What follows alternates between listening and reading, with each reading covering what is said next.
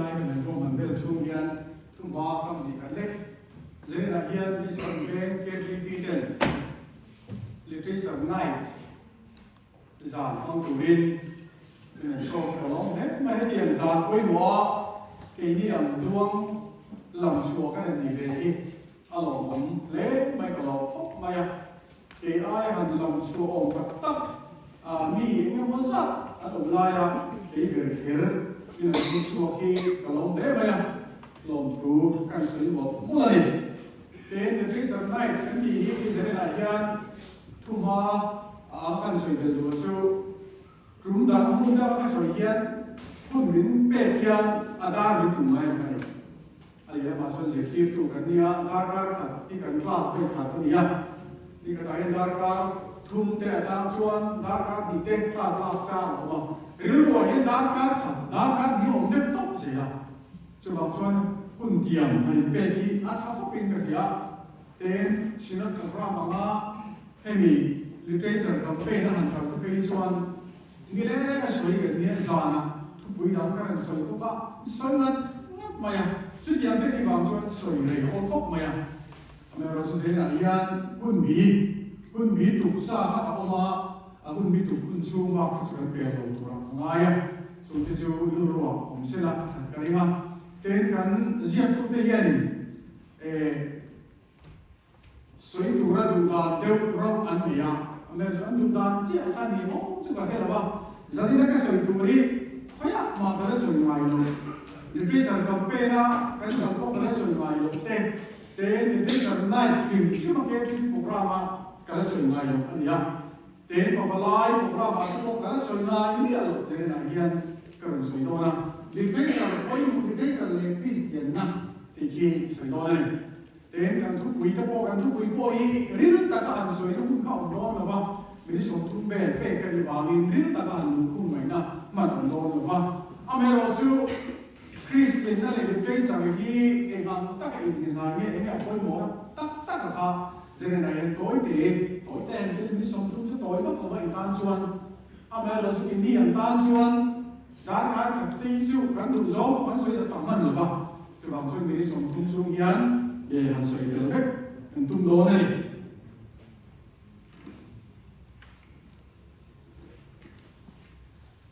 Patian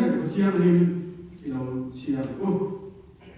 Isaya mungsum tung pali jang so baru Isaya mungsum tung pali jang so baru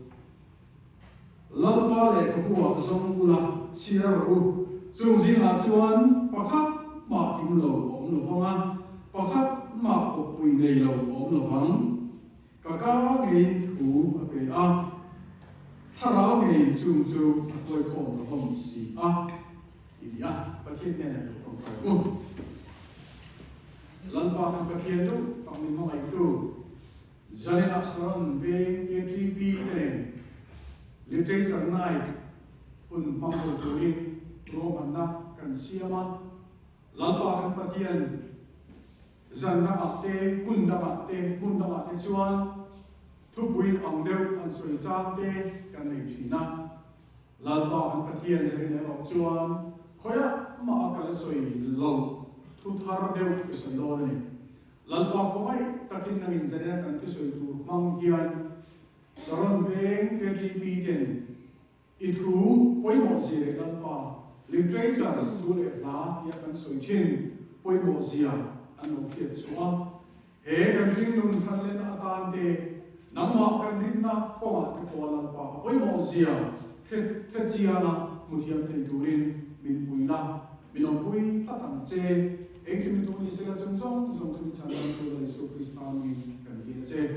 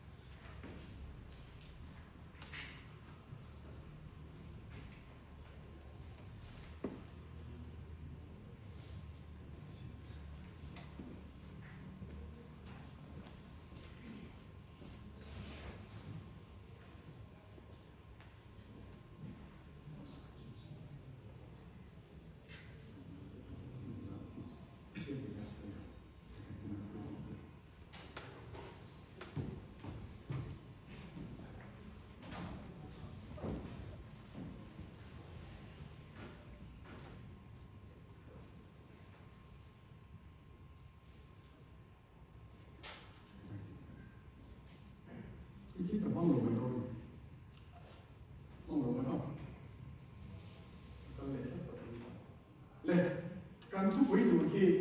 military sa le Christian na thì nia enge military sa enge Christian na thì cái số cái sa nia military sa cái thì hiền cái lưu lượng tụ là số thu diệt chia tụ ra military sa cái thì mấy thì na à mà rồi số khi phải nó tắt các cái sợi xe con đi là bao cái sợi đau đi là hôm nay gặp này thì phải nó bỏ sợi đồ mà à mà rồi số cái đó nó này cái bộ phận thì nhiều cái những cái gì này chú WH Hudson liên kết ra thu diệt anh thì hôm nay gặp này tụ ra thu mối gặp mà thu diệt thì anh khi mình nghe là in lại xin này thì nó sẽ chú số này thì là số liên kết ra anh thì hệ cái mình cũng này là in zoom na anh em mà zoom ba là in zoom na này thì na lâu nhiều na chú đấy là cái những cái đồ ông sẽ là hôm nay là hiện mình muốn này in zoom na này cái là thu diệt ông thấy chú bằng số này mình muốn cái quay thâu lâu vết cái thu diệt ông bọc cái là hiện chú bằng thế là hiện cái những cái ông tụ là số liên kết ra cái thì hiện cái lùn tròn lên na ta nó bôi mỏ bụi kín nó làm mình xuôi thì bụi kín nó cóว่าmình cái xuôi thì thu diệt cao liên kết ra cái thì hiện có cái này thế ở chỗ bún lắm anh suy hiện hôm nay là những cái sai lầm thì các cháu đầu tiên nghe thì khi đã sai em mày mi thiên cái nó suy đoán xuân mi khi cái nó biến hiện thủ lệ tạo biến mà này anh kia này thì một cái biến hiện nó sẽ cái biến hiện tra nghe nghe ngay tra lâu xuống đọc tốt cái cặp tụ rin ăn biến lộc nó mà mi khi cái tra hiện cái đầu tiên số cái tra ba cái rung tổ cái tra này mong bộ cái chú mi nên kia là chú mi khi nụ hi hun har sắc cái cái cái hun tổ ba theo cái cái tổ bộ cái kia chú này chú nên kia là chú cái lâu tra tam song số là lâu ya cái thì như thế cái lồng như thế cái lồng nó hoa rô ri hay là số gì chú lệ là cái anh kia chú cái chú hun ông sẽ là hành suy chia mà chặt mà người hành suy hết đồ rồi ba hôm nay là hiện thu lệ là ông sẽ này ở bên trong này khi này cái đồ kia là to như vậy thì ta này là to hiện cái lý số tiền mà BC sẽ đi xong thì là sari về là piang đấy to cái gì à tiền nghe Greece cái nhiều cái piang là Athens piang là mình đâm cái cái vấn đề này áp biển nó cũng đi chỗ anh cái sao cả anh chỗ lưỡi gì anh chứ bằng chứ là tôi có trong hiện thì cái sản thu lệ là gì anh cái này thì khác cái điều ông ta sẽ là anh cái này anh chỉ được tốt hiện thu lệ là gì ông sẽ này tất cả thu lệ là không phải là ai sạch kia không phải là ông sẽ này ai sạch trong tất cả gì là tôi cái này thì khác cái điều ông ta sẽ khi ta hiện thì bảo hành cái đồ chú lý thuyết sản thu lệ là anh hiện classical period classical hun lai mà đến chúng ta chọn classical là trong role trong tên tiếng Anh khác là trong là classical cái thì chú Aristotle nghe được Plato trong là nung duy tu hậu dòng khác hậu cả nghe thu diệt chuẩn bị mình đâm cái na thu diệt ta na cái bản anh ta này chú bằng số anh thu diệt cả nghe này buổi trong ta thu diệt chuẩn bị lúc này vào nghiên Aristotle là thu diệt cái chú literature là số có vẻ là em vài điều thì nó bắt sung tâm biết ở đâu người ta này chú bằng số này hey nghe này classical literature cái thì hiện anh tung biết là chú philosophy fin natural cái thì cái politics làm bằng hơi thế đến ethics fin ông đàn tour in cái của nước sao cái thì gì khác dòng này in dòng ha literature này nên khi nào tổ cái nghe thì khả năng khai thông đó là thì cái sợi dùng chú bằng số literature nó biến ra cái mà không phải là ông sẽ này cái literature với quy cái Indian literature là hình nụ gì alo mình nói là thì cái này ở cái chuyện cái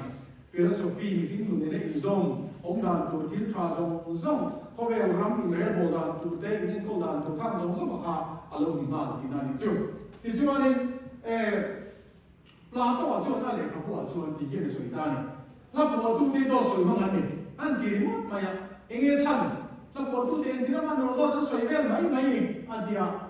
đến là xoay rẻ là với khi đến những gì cái bộ ý em khi lên tông nó mấy khi lên tông mấy đi ắt thì là đến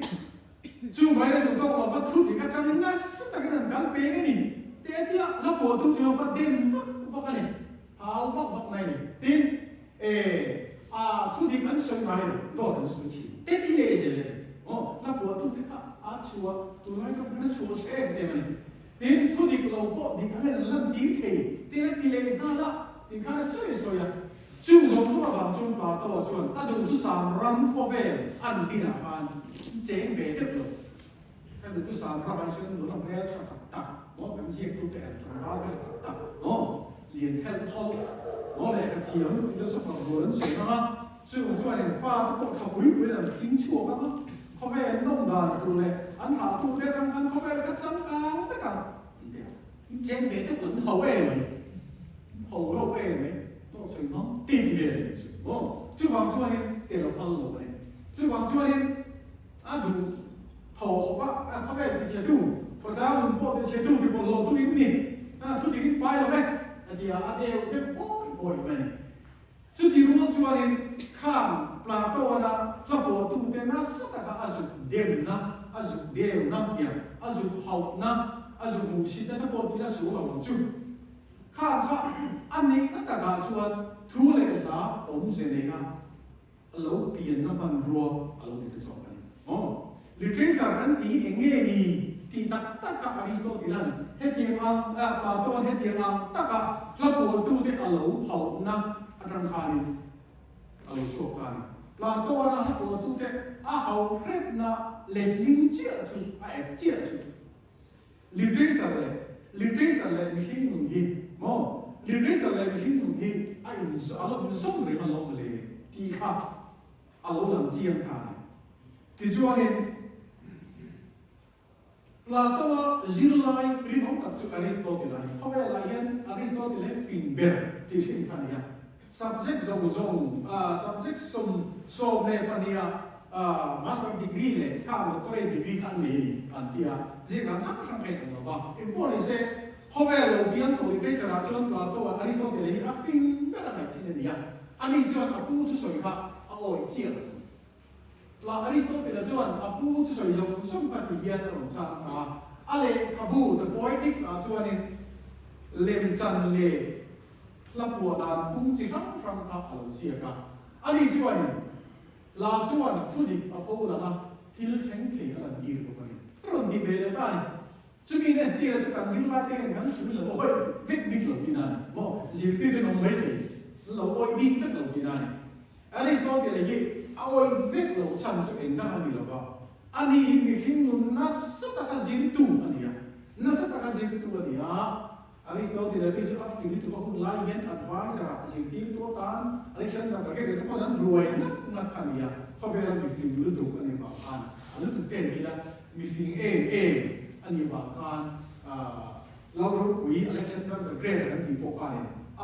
ามาไกลคุยตัวอินรวยก็ได้ซึ่งบางส่วนอริสโตเติลส่วนลายที่เอ็นต้นนะที่สินนั่นแหละที่นับเส้นนั่น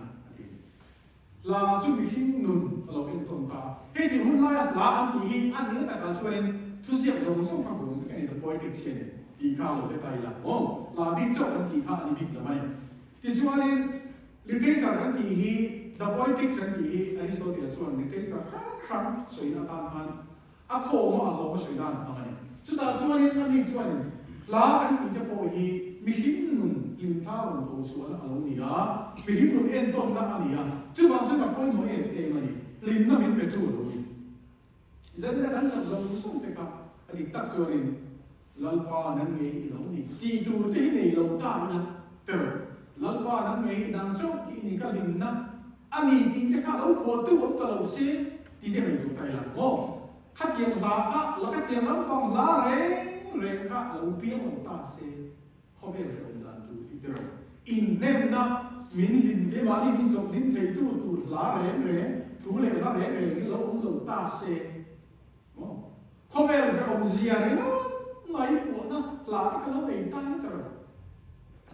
sa ana thì mất là cái ông ta sẽ rồi có vẻ là khác rồi thì cái các vị tu nào cũng để ta sẽ là ที่ช่วงนี้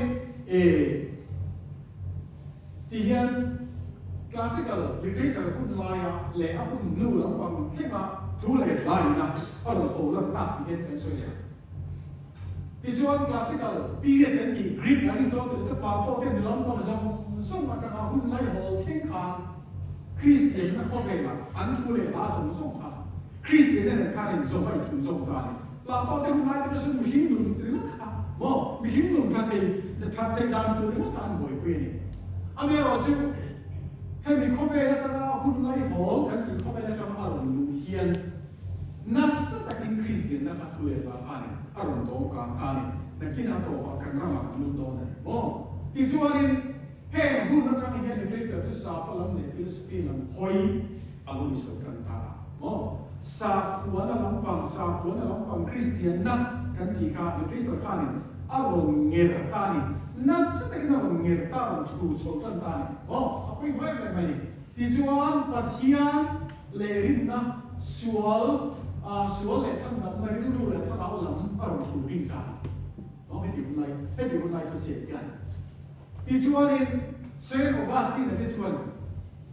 นสิ่งนั้นรินนั่นแหละส่วนนักสักนั้นบ่อยคุยกันตอนสู่จังตาเจ้าอาทิตย์ละมีหินหนุนเอ็นต้นน้ำไม่มีเอโลส่งมามันมีเองอันนี้ลักลายกันอาตัวปอซึ่งข้าวส่งส่งค่ะมีหินหนุนลินท่ารถตู้ช่วงตัวอันนี้ตัดสิบวันกันคุณได้หัวจังส่วนหรือที่สัตว์ทุเรียนละอันที่ส่งเย็นส่วนหลังรินนะประเทศทุหลังโอยตา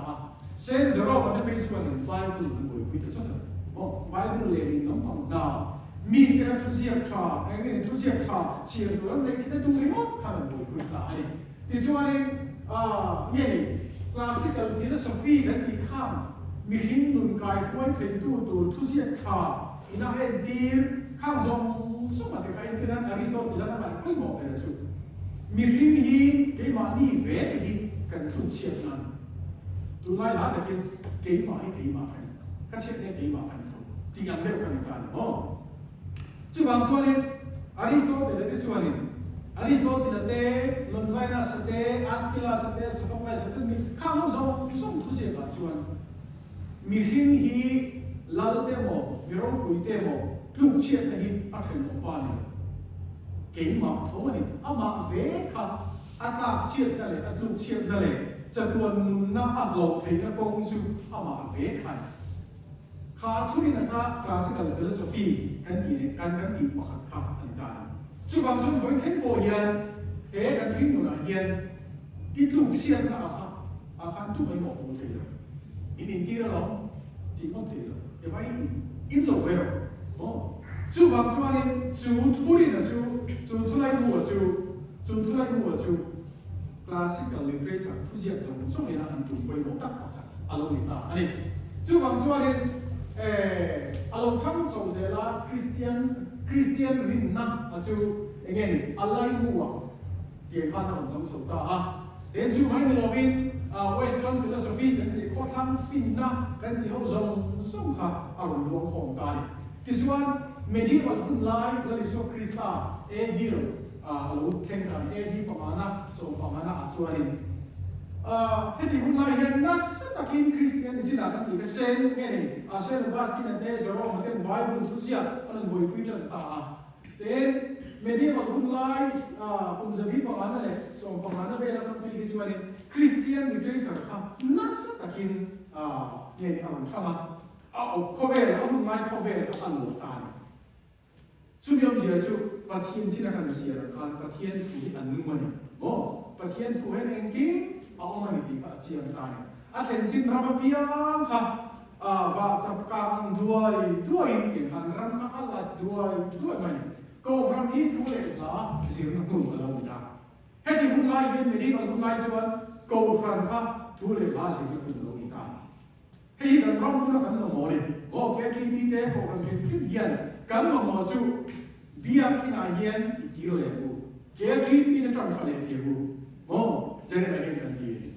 ก็ทำยี่อินซีร์น้ำพุนทุเรศละอินซีร์น้ำพุนนี่มุนตั้งแต่ส่วนการเสพสับสินลายเป็นอีกหนึ่งชายที่เข้มไปทำอยู่ตรงไหนล่ะที่ช่วงนี้ให้ ให้ที่หุ้นไล่ตัวเองส่วนมีทิ้งหนุนครับน่าสนกินอารมณ์สิละเต็นดันเตะทิ้งโจสระเตะมีดังทุเสียตู้หัวข้านี่มีทิ้งหนุนเรื่องไหมมีทิ้งหนุนเรื่องไหมสวนถุงจางข้างครับอันเราเอาสุดตาเนี่ยที่ช่วงนี้ Renaissance เอาเท่าไหร่ตาเนี่ยRenaissance กันที่ช่วงนี้คุณจะมีส่งผลิตส่งเปอร์เซ็นต์ส่งเวลครับเรามีตาเป็นมาเป็นช่วงกระโดดเลย ให้ที่คุณนายเห็นทุเรศละเสียกันทุเรศละกินที่มาตุยหานนะเขาเวรเอาเรื่องกันทุเรศละตุยหานนะทุเรศละทารทิ้งทารทุเรศละทิ้งทารดูกินนะเชียร์อันนี้โมเสียกันนี่ทิ้งทารดูนะเขาเวรตุยหานนะเขาเวรตุยหานนะชาดิสิกี่นักเขาสักเกณฑ์ไปกันจุกันเยี่ยมหุ่นกันต้องนายเยี่ยมสุดท้ายเนี่ยแค่ถึงดูครับก็เห็นป้าเห็นเป็นอาสาลามาแค่เป็นเอกสารจูสหรัฐไหมที่ส่วนนั้นป้าเขาบอกอิสหาโนเวนจูเนี่ยกับอะไรมุสบากี่ระบาดส่วนสหรัฐ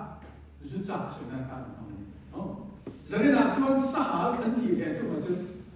อาคาโจมาทุเรศลาทิลทาร์เฮียเบลซ่านะข้อเวลาคันอาหุ่นไล่มีที่ทำเช่นกันที่ไหนจุดที่ช่วงนี้ให้ที่คุณนาย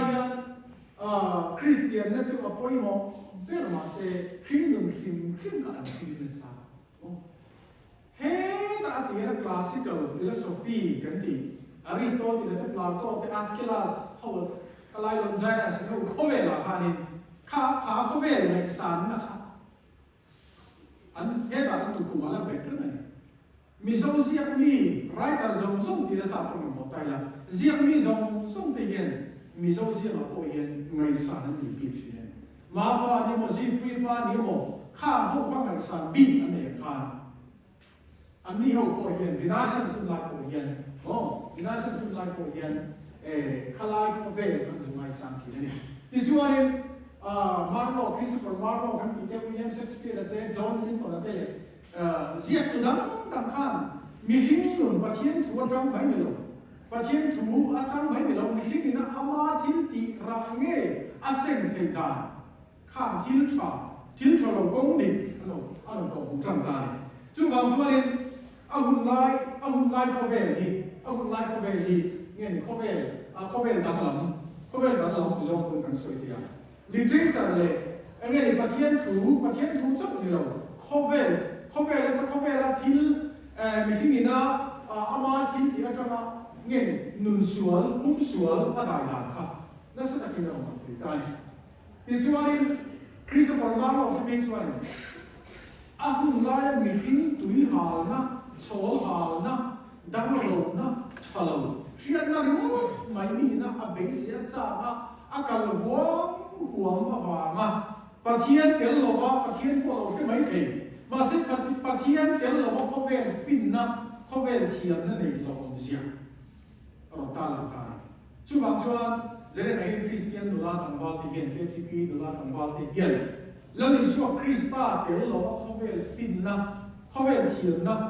เนตุมเลนเนเราเสียกันสักส่วนไม่ได้ที่ส่วนนี้ให้ได้เห็นส่วนกลุ่มตัวเด็กส่วนสิ่งนั้นเขาเวลฟินนักเรียนเป็นเซลจากนักเรียนตัวนี้จุดที่ว่าส่วนนี้เขาเวลทิ้งออกนั่นแหละประเทศถูกสุดอะไรเป็นเรื่องต่างๆเขาเวลทิ้งออกนั่นแหละประเทศถูกอะไรเป็นเรื่องต่างๆมีทิ้งเฮียนมาเนี่ยฟินเลยทิ้งที่เวทีโต้เนี่ยก็มีเฮียนประเทศจุดนี้เด่นนะประเทศจุดมาโมโตลงนะของมันจะได้นายยันอินาเก้านะKTP สองทุ่งเนี่ยก็หน่วยจะทุ่งละคนตาเสียอีกต้องไล่ข้ามเข้าสกูที่เล็กชัวมีป้าเป็นป้าที่เล็กสุดมาiPhone ที่เล็กสุดมาอีกหูฟูระเขาเวลาเยอะเทียนอาลูซาดินหัวเราชัดรัวเย็นปะเทียนมาโมโตละว่าโมโตละสิ่งเสียละว่าปะเทียนมาโมโตเสียมาสิปะเทียนในสัตว์โตลงเยอะแค่นั้นเย็นมีลิงหนุ่มที่อัดเราดีจะคิดได้ที่ทุกสิ่งก็ทำเย็นกันหมดเลยเราเลยส่วนนี้ถ้า ข้ามคลาสสิกกันโอ้ปลาโตเตอริสโตเตอร์แต่ว่าไม้ซ้ำเขาขนมตานี่โม่ไม้ซ้ำเขาขนมตานี่จุ่มที่อาจารย์จอห์นไรท์กันนั่นเองทุกสิ่งมีตั้งแต่อะไรฉันก็บอกกันขนมตานี่อันนี้ยันไซน์เสียงนั่นเลยเขาเป็นฟินนั่นนั่นสักกินให้ดูง่ายเลยทั้งสุดตากันทุกสิ่งก็เป็นรูปริเวณอริสโตเตอร์แต่ปลาโตเตอาสกิลาสกุนซาร์จะต้องทุกสิ่งอันไม่ได้เวตาอันที่อันมานี่เป็นง่ายรูปตานี่ที่ชวนคริสเตียนนั่นเนี่ยพวกอาจารย์ชวนเองเขาเขียนอันเราลิงก์เป็นสงครามเจริญสุดตาขันโอ้ทุกสิ่งเขาเป็นทุกสิ่งอะไรยันคริสเตียนนั่นไม่พอจุดไม่สักตัวลงนะจุดมาสัมเดียวเราแล้วเขาเป็นขันเราตาย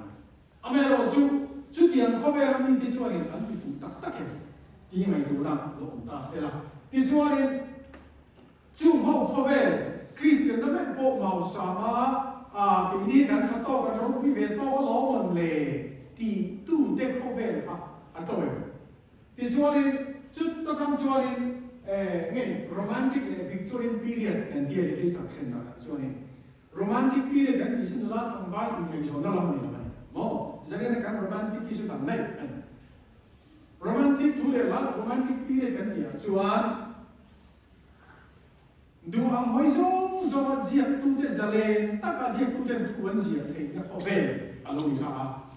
ข้ามคลาสสิกเลยเขาไปเสียมีภาษาที่เอ็นต้นพวกไว้อุบัตินี้ดูทุนซาเลนตักอันเสียเป็นที่นะเขาเป็นเป็นมีหิ้งเลยประเทศทิ้งเสียงหรือว่าไม่จุดตุยปุยนะเขาเป็นอารมณ์นะพวกเขาจู่โรแมนติกพีเรียดเป็นที่อ่ะจู่โรแมนติกพีเรียดทั้งชวนไซน์เสียงมันเขาเป็นละนั่นสักที่เรารู้ตั้งอินดัสทรีเรวิลูชันเราเปลี่ยนตาโม่อิงลังระบาดที่เสียงมันมาเอาสักนะอินดัสทรีเดเองก็มองมุสวาเราดีนะจู่มุสวาบางส่วนมีหิ้งสุ่มเลยว่าดินดูเราถูกอ่ะเอ็นที่นั่นมีกระดาษเจงส่งมาเราทิ้งกันเจงสามขัดเป็นเราทิ้งกันเขาเป็นทิ้งน้ำมันกันจุดที่คุณอาชวนเองเราทิ้งกันที่ชวนมีหิ้งเหี้ยสุ่มเลยไปอดุโตครับสุ่มเลยไปอดุโตมันดูเราเนี่ยเหี้ยเนาะประเทศเราบอกนะเราเกมาส่วนลำกงน้องเจนนะเราหมายถึงสุดท้ายชวนประเทศที่เสียงดุนั่นแหละ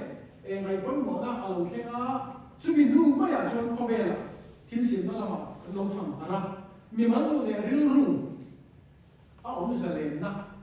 จะเล่นแต่ก็คงจะมาเอาลูกมาสุ่มเลยไปอุ่นนะเอาลูกเยอะกว่าสุ่มจริงอ่ะชวนมีหิ้งหนุนค่ะเอาลูกจะเล่นแต่ไม่บอกสุ่มเลยไปนั่นไม่กุมจะพิสูจน์สามพันสัปวะสามพันเจริญสงครามมาสิบสามพันสัปวะอินการขันนัสตะกินอินลำดับข้อเวลาทุเรศนะในไปหมดนะอารมณ์ตันเดียมาสุ่มเลยไปนะไม่ดูอินดูลาทังบาลนูเลปาบันตานันคริมนุนข้าตะบาลมันเราพูดมันนุนสวรรค์สิเราเทียบเรื่องพันกันอันนุนดานมอยอันนุนดวงตักขับราเบินนำทูกินอะไรออกมาอันมานี่คนริมสงต่อแล้วนี่เขาเวซึ่งเลยไปมันมีเส้นต้องเส้นนั่นนู่นละทังบาลแล้วเขาเวละอันฐานะอันนุนข้าเช่มันสุดที่ไล่เขาไปละส่วนวิลเลียมรู้สึกที่โซนที่จะเตะเฉลี่ยเตะไบรอนเดย์เป็นของตาให้มันดูกันเจียนแมทธิวอาร์โนลด์เป็นเขาเวรจังเลยกันแมทธิวอาร์โนลด์เป็นเขาตัวเทียมทุกอย่างเทียม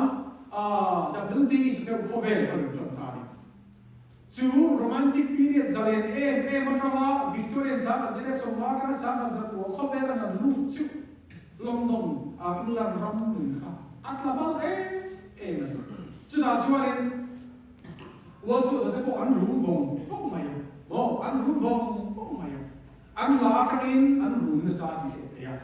แม้ที่ว่าเราเป็นสุดอันรู้หิมอันรู้จงมันส่งเขารู้ลายเลยกระเทียมมีรูปยังไงครับ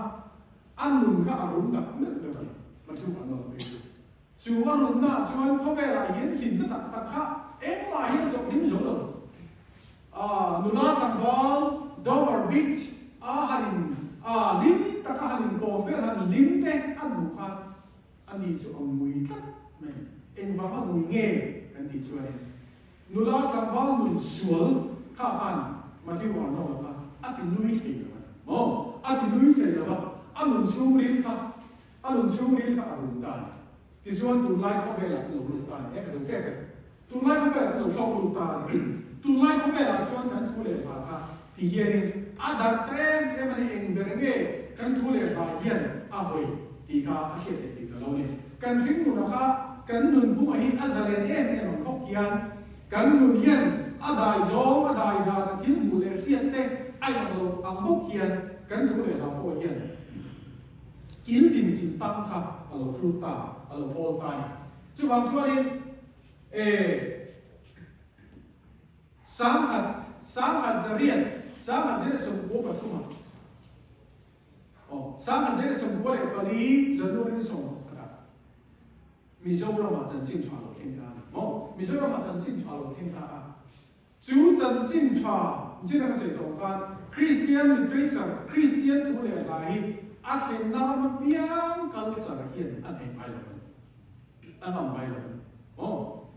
là lý do Christa chú Juda cái sản biếng, Christian này hiện cái sản mà hi anh nói chuyện, lâu lâu hiệnทีมชาวเรามาชวนกันสารชาวเรามาชวนรินนะก็มาชวนในคริสต์ในอินทาร์เป็นเช่นแล้วในช่วงคริสต์ก็จุดาหูกันสารพิยาจุดาหูชวนตรงไหนไม่อารมณ์ไม่ตรงไหนไม่จุดบางส่วนนี้เกี่ยนี่คนมิโซเรามาจันจินชาวเราดูเฮียนกันก็มาจันจินชาวเราดูเฮียนเกี่ยนี่เท่าแล้ว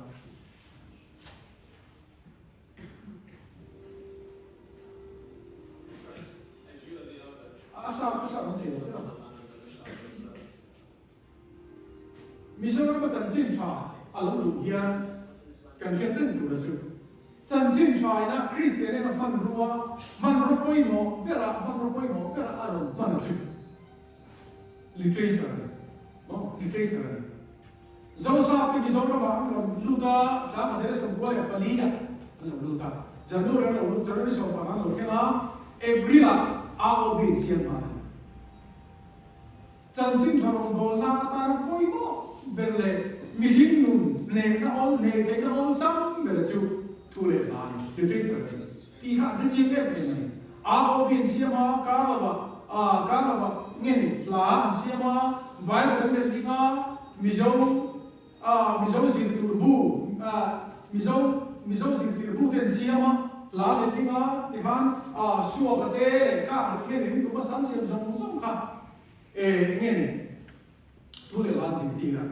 Tuhan antu darah tu sahaja saja kalau misalnya jangan selalu ini jangan selalu orang Jew Kristen Tuhan kan tu le alam tiada sekarang alam tiada sekarang kan tu le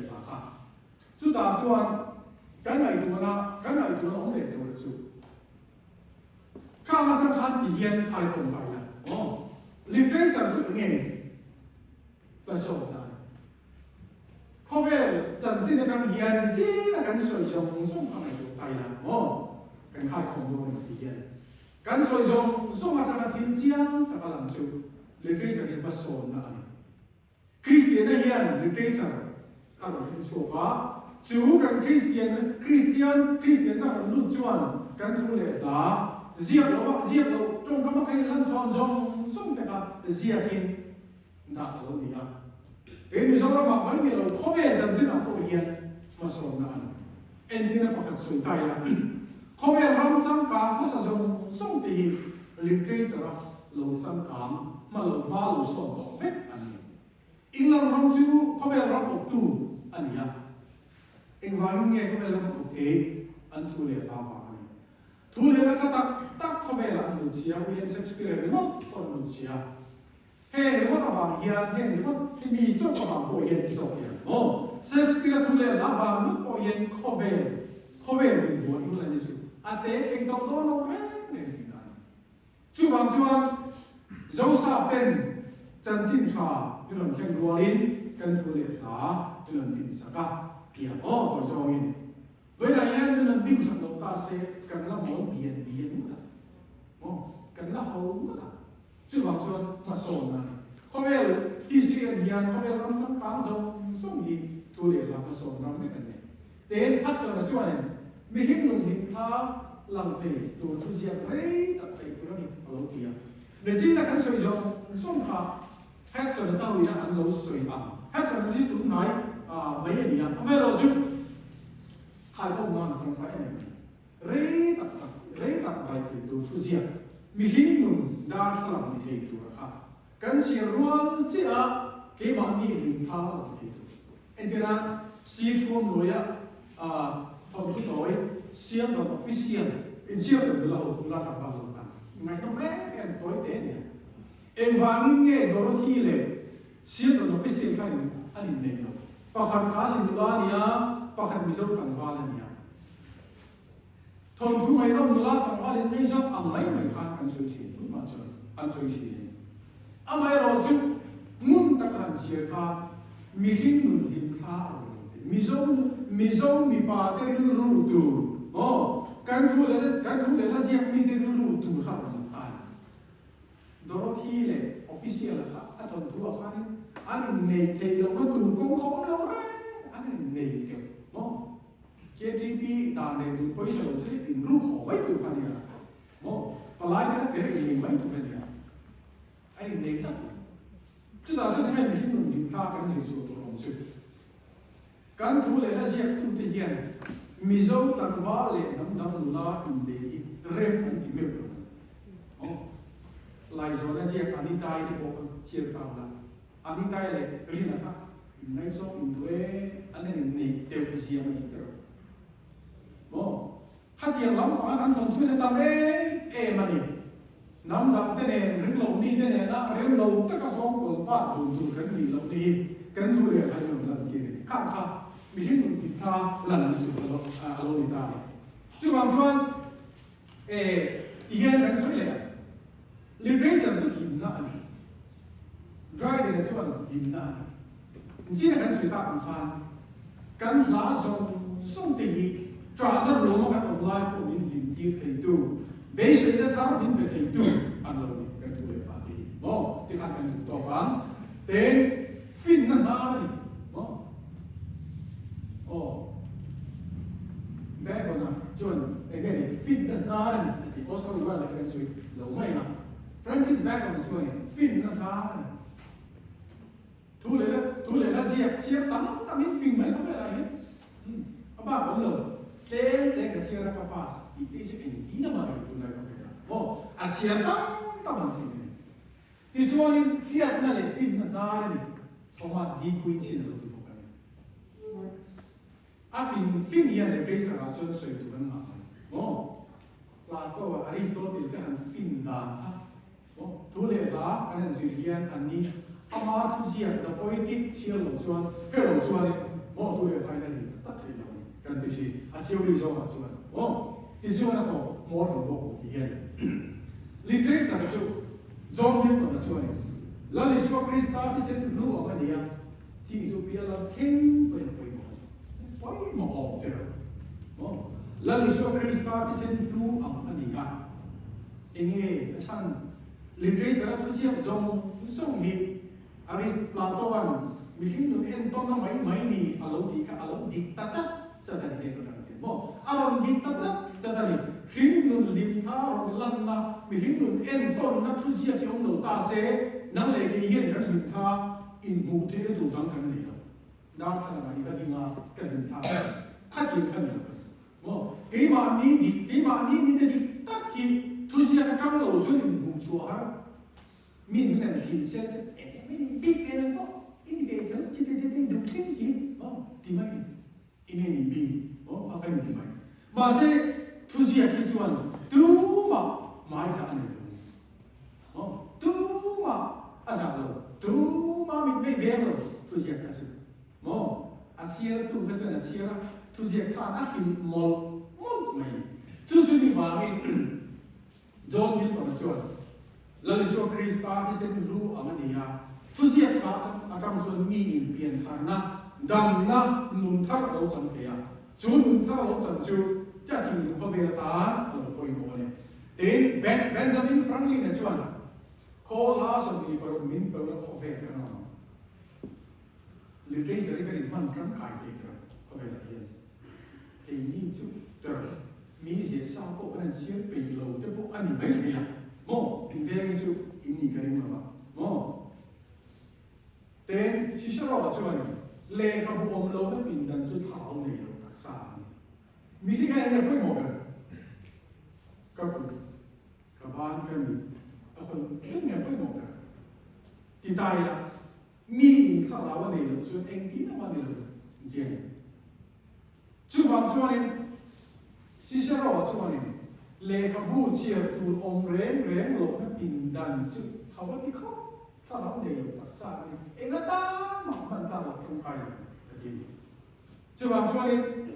kan pin da mai ni nge om no lo kan ru mai ni nge om kan si ki ru mai nge om ngai tu ngai tai a do ngai mai te na to ga la chu ani Thomas Jefferson chu ani America president lui chu ani le ka bu lo vin kan ni thi lo le ka bu lo vin kan ni thi lo ke ko hi le ni lo mai kan ni thi kan ni thi thau su kan na ni thi ma ni ko oh le ka bu ka dik tak chuan nei ni lo na si nu thong chu sa ka ta yan le ka bu sa ni man ta li ka le chi na je ti tu kan ni ba ni oh ke se du so ka le chi ka ta la kan ka chang su kan jin man ni kan tu bo ni oh kan pe kan nghe ni kan ulung te kan ni tak su ka le ni sa ka chi chu mi na en ti chu le ku te la vin kan the lo ina en ti chu ko ve la yen ta so tu suan oh ma so tu suan chi ta ma ti na ni chu chu long san ze na yen a to pe kan sui du chu literature gi a mai la ong ri ma lo ba tu ma ba to ta na vo in chen hian literature hian mi hin nun nas ta hin sira kan da na sa na ni ya kan tan ma so na ni ya kan tan fin na ni ya kan tan phep na da tui na ma lo luang sok teu he ni ya a in ta ma pia ngin an fin puya thilan ni thei puya ma an so na an sang khan puya ki e ko ber chen sin a hian a chiang e mani la li so krista ko ko be la ma bon ma khan nas ta kin bo sai ko ta ni mo nas ta kin bo sai ya tem tu la kala pi kiam ke ma ai zira ti ang khan a chia ai zir fu ni zai na ya christian khala lu la an ba te kan sa du chu chu e ko be la ya le ke sa lo ya ta na so kan dam the na me ma a me ro sa min do ne tu la chu ma so kan du chuan le ko ku kan sia ta mai sang kam kan te na hi sum le pai ni lo bin le ko bu tha sia ta ma te le ko bu tha hiat ta ma te le ko bu tha man kam kai ki ma te in na zo se la sang kam kan ti hi li te mo to tha tak tak nei ni lo bin azia te ti le ko bu tha tak tak an ji ti nei ru na chang ki la chia pu li na ti je na yan kan sa ko ni kan mo me